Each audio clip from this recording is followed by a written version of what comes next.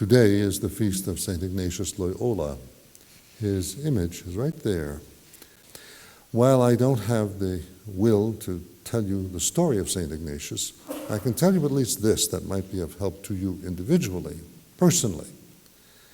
St. Ignatius would be the person least expected to be a saint, much more a founder of a religious congregation, one of the most important in the church, particularly in its work during the Counter-Reformation to help return, to restore the faithful who had been lost to us by the Protestant Revolution.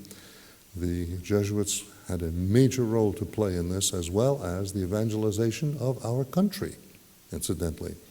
There are 3 major orders that worked extensively in this country in its beginnings, long before there was an American nation, and that is, of course, the Franciscans, the Dominicans, and the Jesuits. The story, just alone, of the Jesuits in this country is worth many books and movies. It's just unbelievable what the Jesuits accomplished in this country and what they endured, the hardships, the trials, the sufferings. It's unbelievable, just the Jesuits alone. And by the way, especially in the northeastern part of our country.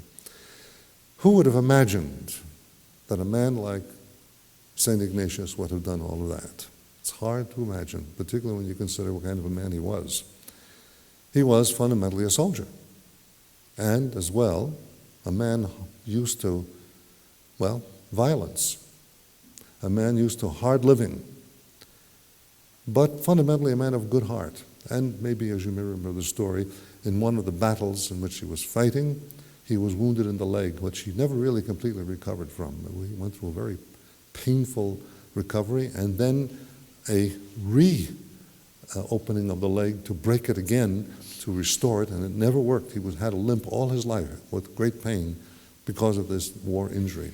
While he was recuperating, he was, of course, basically following his faith and fulfilling his obligations as a Catholic, but without a great degree of, let us say, devotion and fidelity.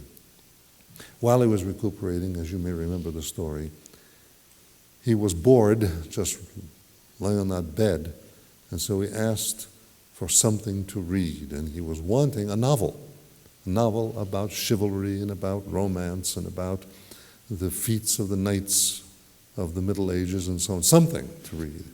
Well, there was nothing like it. And so they almost literally threw at him a copy of the Lives of the Saints. And that was the beginning of his life, right there, the Lives of the Saints. He was very unhappy when he got this book. So this is it, this is the best you can do? Yes, that's it, that's all we've got. And so he, to while away the time, forced himself to open and to read what was set before him. And much to his surprise, he discovered in these lives a heroism, an austerity, a generosity that he never imagined, one that he himself had never known, even though he was a man used to hard work and fighting in battles.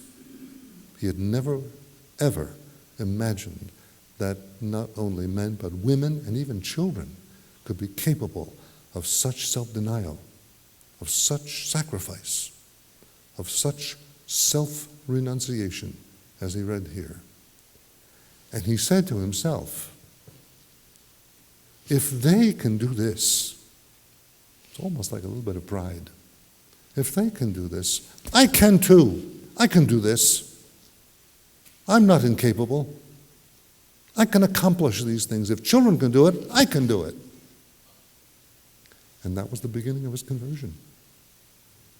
Without going into the whole story of what happened for the rest of his life, I can tell you that in order to become, first of all, a devout Christian, serious Catholic, and to pursue his studies for the priesthood, he had to give up an enormous amount of himself. He had to go back to school. He was actually studying with children in the classroom, learning subjects he had never learned before, in the same classroom with youngsters 10, 20 years beneath him. That's how humble he became. And how did it all begin? With spiritual reading. St. John Bosco says, God alone knows the great conversions of life and miracles that are accomplished just by this one act of spiritual reading. I have mentioned this to people in the past. Since his feast day is today, perhaps it's not such a bad idea to remind you about it, just after the example of this one man. He's not the only one.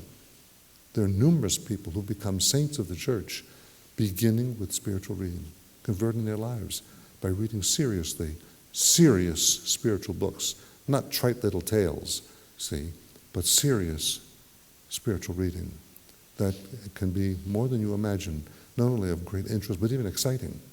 Just to read some of the lives of the saints can be real page-turners in terms of just their adventures alone, not to mention the goings-on within.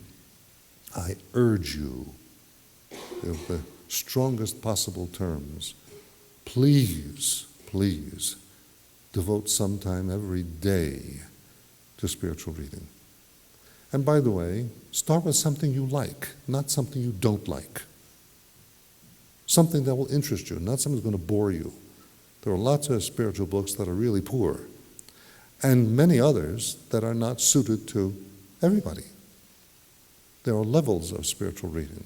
Some are very abstract, some very profound, some very deep, some very notional and conceptual, that are not designed for everybody.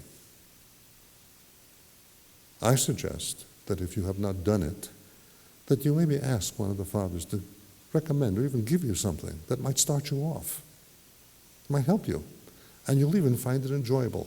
One of the reasons why, by the way, may I say this as an aside, one of the reasons why, and I've met a number of people, much to my sadness, a number of people who do not like to read. Do you know that this even came as a command by the Blessed Virgin herself to Sister Lucia when she was a little girl?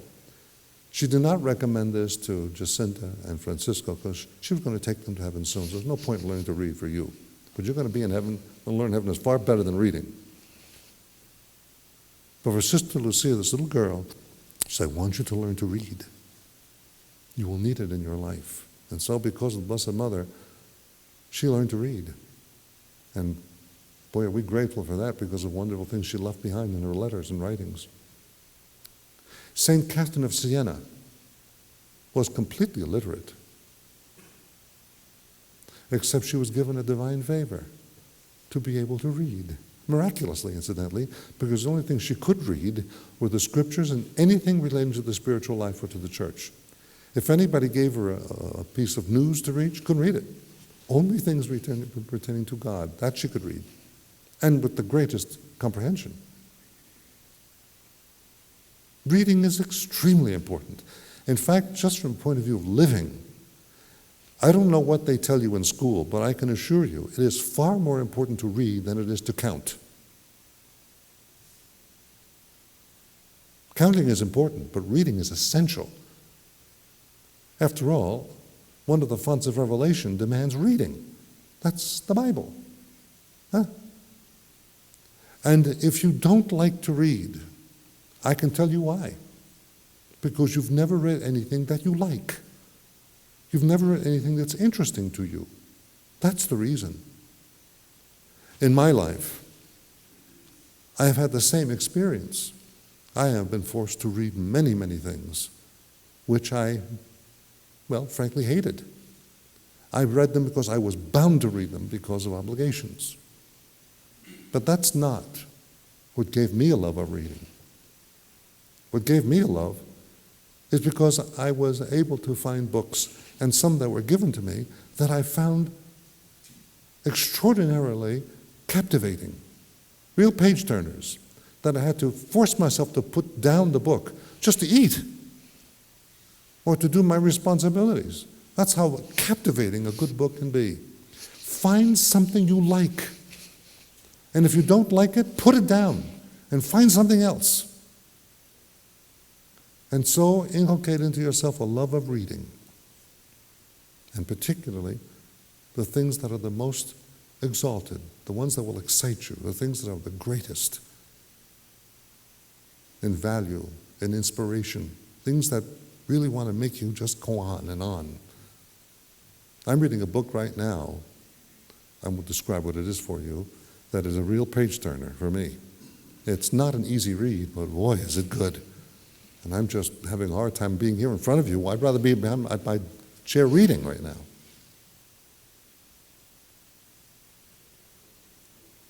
Maybe you'll find history books interesting. Believe me, history is far more fascinating than fiction in many respects. Far more interesting and more enjoyable.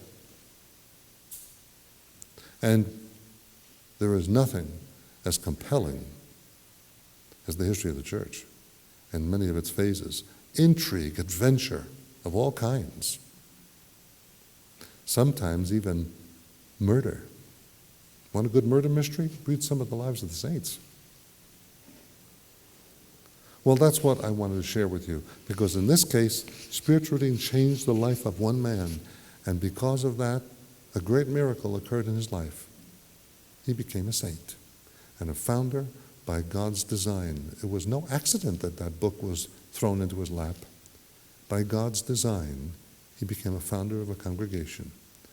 From a personal point of view, I have told this story. I won't repeat it now for you, but maybe sometime I will, maybe one of our adult times together. Something similar happened to me when I was in the minor seminary, when a book was literally thrown inside my desk by someone whom I do not know. A book that was old, beaten up, and stuck together by a wad of gum. And something came over me to peel that dried gum away and read that book. And it changed my life forever. That was no accident. Think about it. Some great favor is destined for you, some great miracle, if you just do some spiritual reading.